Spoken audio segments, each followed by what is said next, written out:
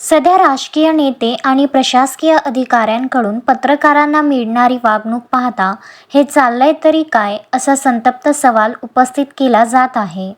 मुंबईपासून शेगावपर्यंत पत्रकारांना अपमानित करणे आणि त्यांच्या कामात अडथळे आणण्याचे प्रकार समोर आल्याने संतापाची लाट उसळली आहे.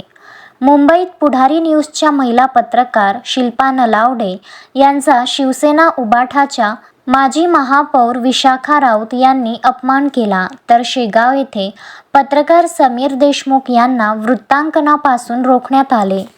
चालतील का? थोडं तिकडे सरका ना, नंतर गप्पा मारूया जेवणाच्या आपण.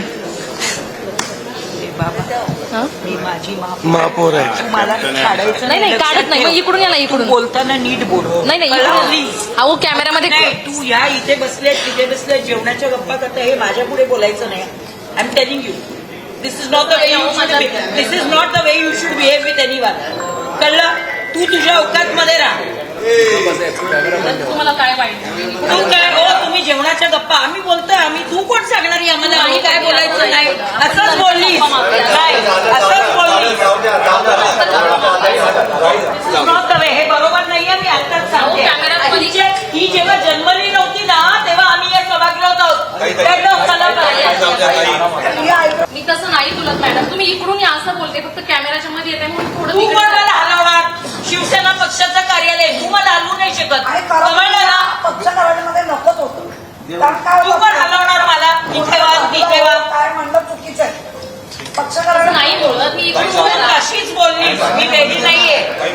हे जाऊ द्यायचा प्रश्न नाहीये. ती आम्हाला हलवू नाही शकत. इकडे सभागृहात आमच्या येऊ. कळलं ना? पहिले कशाला चक मारली? अहो कसं हे रोहन इतकेच नव्हे तर महामहिम राष्ट्रपतींच्या कार्यक्रमात जागेचे कारण पुढे करत पत्रकारांना पासेस नाकारण्याचा केविलवाणा प्रकार प्रशासनाने केला आहे. प्रशासकीय नियोजनावर आता गंभीर प्रश्नचिन्ह उभे राहिले आहे. ज्यांना पत्रकारितेचा माहीत नाही त्यांना पासेस वाटण्यात आले, मात्र मुख्य प्रवाहातील पत्रकारांना डावलण्यात आले. या गोंधळाचा फटका केवळ पत्रकारांनाच नाही तर सत्ताधारी भाजप कार्यकर्त्यांना आणि शेगावच्या नगराध्यक्षांनाही बसला. नगराध्यक्षांनाही पास नाकारण्यात आल्याचा व्हिडिओ सोशल मीडियावर व्हायरल झाल्याने प्रशासनाची नाचक्की झाली आहे. ओळखीचे चेहरे पाहून पास वाटप केल्याचा आरोप करण्यात आला आहे. नियोजनाअभावी भाजप कार्यकर्त्यांनी निमंत्रण पत्रिका परत केल्या. या संपूर्ण गोंधळाची आणि संबंधित कार्यालयाची सखोल चौकशी करण्याची मागणी जोर धरीत आहे.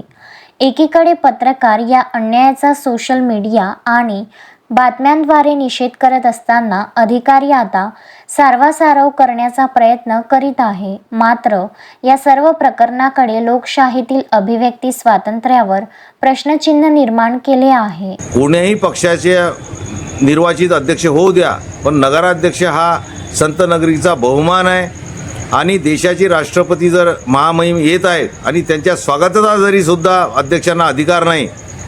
एक देशाचे राष्ट्रपती शेगाव शहरात येत असताना शेगाव शहराच्या सुद्धा अपेक्षा आहेत भरपूर की राष्ट्रपती महोदयासारखं व्यक्तिमत्व शेगावात येत आहे, त्यांच्या स्वागतासाठी संत नगरी सज्ज आहे आणि त्यानुसार जर त्यांना प्राधान्य मिळत नसेल तर हा शेगाव नागरिकांचा अपमान आहे. महेंद्र मिश्रा, विदर्भ न्यूज, शेगाव.